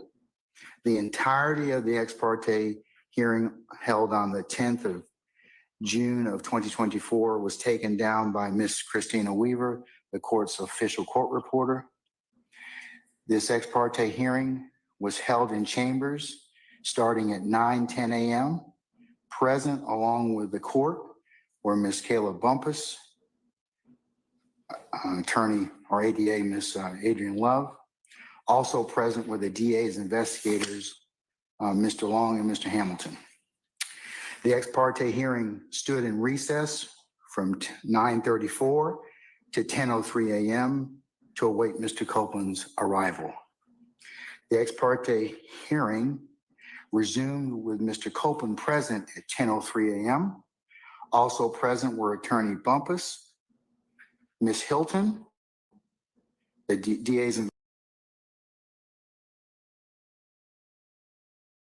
investigators Long and Hamilton, the court,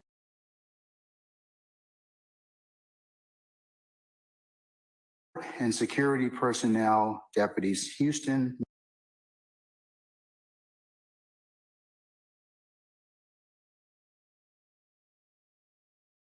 McPherson,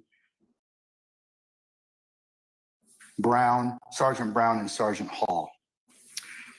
The ex parte hearing stood in recess to allow Mr. Copeland to have a private conversation with attorney Bumpus from 10:17 a.m. to 11:28 a.m. The ex parte hearing resumed at 11:28 a.m. The ex parte hearing concluded at 11:31 a.m.